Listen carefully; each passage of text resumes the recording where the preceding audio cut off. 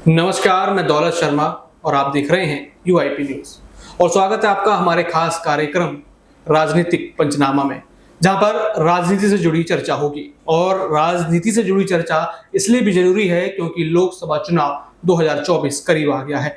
19 अप्रैल से ही पहले चरण का मतदान शुरू हो जाएगा और इससे पहले एक बड़ी खलबली यहाँ पर मची हुई है कांग्रेस वर्सेस बीजेपी की, जिसमें मेन चेहरा राहुल गांधी है और बीजेपी की तरफ से प्रधानमंत्री नरेंद्र मोदी। देखा जाता है कि इन दोनों नेताओं के बीच कड़ी टक्कर मानी जाती है, एक दूसरे के प्रतिद्वंदी ये माने जाते हैं। लेकिन कहा जाता है कि राहुल गांधी का पलड़ा थोड़ा हल्का है। लेकिन क्या राहुल गांधी का पलड़ा जो मात्र क्या राजनीति में ही हल्का है, या फिर राहुल गांधी को कुछ ऐसे बीजेपी के आईटी सेल द्वारा पेश किया जाता है कि राहुल गांधी के जो बयान होते हैं उनको थोड़ा तोड़ मोड़ के यहाँ पर दिखाया जाता है। यहाँ पर आपको बता दें, राहुल गांधी अभी तक उन्होंने ये ऐलान नहीं किया है कि वो लोकसभा चुनाव कहां से लड़ेंगे। हालांकि वो लोकसभा चुनाव लड़ेंगे, लेकिन ये ऐलान नहीं है कि कौन सी सीट से लड़ेंगे। हालांकि देखा जाए तो राहुल गांधी अमेठी और वायनाड दोनों ही सीट से लड़ सकते हैं, लेकिन एक नया राजनीतिक समीकरण यहाँ पर बाहर निकल कर आ सकता है। यहाँ पर राहुल गांधी इस बार दिल्ली या फिर वाराणसी से चुनाव लड़ सकते हैं, जिसमें दिल्ली में वो पूर्वी दिल्ली से लड़ सकते हैं। और यहाँ पर जानकारी के अनुसार उस सूत्र से खबर आ रही है, वो सीधा प्रधानमंत्री नरेंद्र मोदी के लोकसभा क्षेत्र में जाकर यहाँ पर उन्हें टक्कर दे सकते हैं। और ऐसे में कहीं ना कहीं राजनीति में बयानों के साथ साथ अब यहाँ पर एक ही लोकसभा में टक्कर भी राहुल गांधी दे सकते हैं। इससे पहले का ऐतिहासिक वाराणसी का आपको बता दें कि प्रधानमंत्री नरेंद्र मोदी के सामने साल 2014 के आम चुनावों में आम आदमी पार्टी के नेता और दिल्ली के मुख्यमंत्री अरविंद केजरीवाल भी उतरे थे। हालांकि उतनी अपार सफलता उनको नहीं मिली, लेकिन जनता ने उन्हें वहां समर्थन किया। 19 में वहां पे प्रधानमंत्री नरेंद्र मोदी जीते, 14 में जीते और 24 में फिर दोबारा वाराणसी से वो लड़ने की तैयारी कर रहे हैं। और ऐसे में राहुल गांधी भी वाराणसी पहुंचकर प्रधानमंत्री नरेंद्र मोदी को बड़ी टक्कर दे सकते हैं। लेकिन क्या ये खबर सुनने के बाद कि राहुल गांधी वाराणसी से चुनाव लड़ेंगे, ऐसे में क्या राहुल गांधी के पुराने मामले बाहर निकल के आ सकते हैं? जिस तरीके से उनको मोदी सरनेम के मामले में फंसाया गया था, उनकी संसदीय जो सदस्यता है वो छीन ली गई थी। इसके बाद सुप्रीम कोर्ट ने फैसला दिया और वापसी हुई संसद में राहुल गांधी की। तो क्या बीजेपी फिर दोबारा चुनाव से पहले कोई पैंतरा अपनाने वाली है? क्या राहुल गांधी वाराणसी जाके प्रधानमंत्री नरेंद्र मोदी को हरा देंगे? क्या रणनीति है राहुल गांधी की, क्या रणनीति है कांग्रेस की और क्या रणनीति है इंडिया अलायंस की? ये आज थोड़ा जानने की कोशिश करेंगे। और इस चर्चा में हमारे साथ मौजूद हैं दीपाली गहलोत।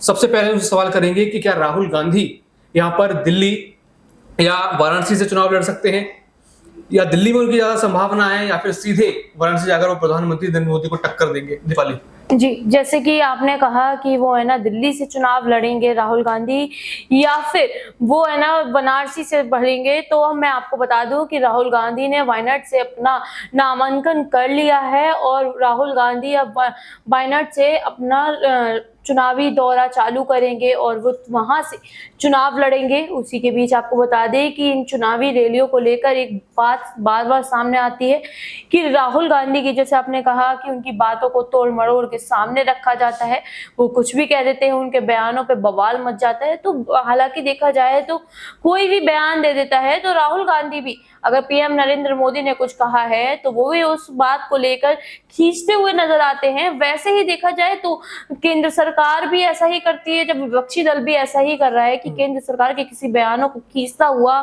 बार बार उस बातों पर करता है और वहीं उसी तरफ यही सेम पलट मिलता है। देखिए, जैसा कि आप करते हैं वैसा आपको पलट तो दी ही जाती है।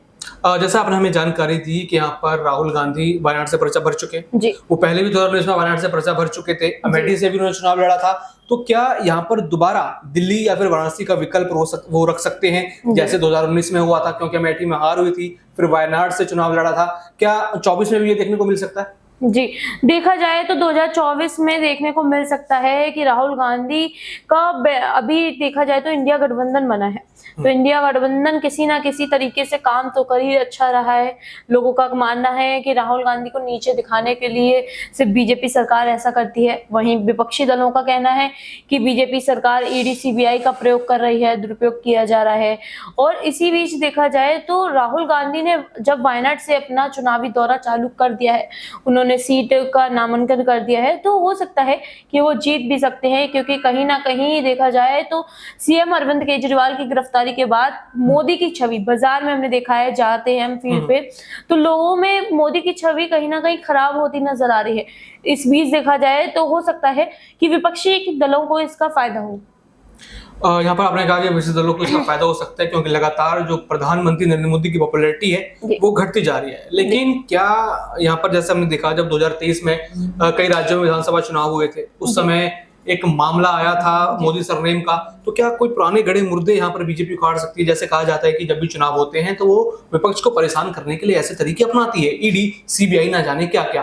तो क्या फिर दोबारा राहुल गांधी को किसी केस में फंसाकर चुनाव से उनको दूर रखा जा सकता है? क्या आपको लगता है कि बीजेपी कुछ ऐसा सोच रही होगी जैसे कि यहाँ विपक्षी द्वारा कहा जाता है? देखिए, आपने जैसे कहा कि मुझे क्या लगता है कि बीजेपी ऐसा सोच, देखिए जब इलेक्शन में केंद्र में कोई होता है तो केंद्र की ताकत का प्रयोग तो कहीं ना कहीं किया जाता है देखा जाए तो। लेकिन अगर देखा जाए कि राहुल गांधी के बयानों की आप बात कर रहे हैं, तो राहुल गांधी ने पहले भी जो बयान दिए थे मोदी को लेकर, उस पर भी काफी टिप्पणियां हुई थी लोगों में। इससे राहुल गांधी की छवि खराब होती हुई नजर आई थी, क्योंकि मोदी ने इस बात को कहा था। वहीं आप देखिए इंडिया गठबंधन के काफी नेता ऐसे हैं, लालू यादव को देखा जाए तो लालू यादव ने भी अभी हाल ही में बयान दिया था मोदी को लेकर कि वो ऐसे समाज के हैं, ये हैं वो हैं। तो इन सारी चीजों को लेकर देखा जाए तो पक्ष विपक्ष चलता है इस बीच में। लेकिन राहुल गांधी को पुराने मुद्दों पर लेकर घेरना, ये भी हो सकता है कि घेरा जाए, और ये भी हो सकता है कि राहुल गांधी प्रधानमंत्री नरेंद्र मोदी को किसी ना किसी बात पर घेरे, क्योंकि ईडी सीबीआई को लेकर, इलेक्ट्रो बॉन्ड को लेकर वो मोदी सरकार पर निशाना साधते हैं, और वहीं है ना उनकी तरफ के लोगों को मोदी सरकार निशाना साधती है, बीजेपी सरकार के सभी नेता निशाना साधते हुए नजर आते हैं। तो ये पक्ष विपक्ष चलता ही रहेगा। और बात रही इलेक्शन की, तो राहुल गांधी का जीतना हारना ये भी कोई बड़ी बात नहीं है, क्योंकि ये लोकसभा चुनाव है और चुनावों में हार जीत तो चलती ही है। तो बिल्कुल यहाँ पर जैसे दीपाली ने कहा कि हार जीत चलती है, लेकिन हार जीत से पहले बयानबाजी लगातार यहाँ पर चल रही है। रक्षा मंत्री कुछ कहते हैं तो सामने से खड़गे उसका जवाब देते हैं, राहुल गांधी कुछ कहते हैं तो उसका जवाब गृह मंत्री अमित शाह और प्रधानमंत्री नरेंद्र मोदी देते हैं। यानी राजनीतिक द्वंद्व दोनों तरफ से छिड़ा हुआ है, लेकिन देखना होगा इस द्वंद्व में जीत 2024 के इस रण में किसकी होती है। बाकी और भी ऐसी जानकारी जानने के लिए देखते रहिए UIP न्यूज़।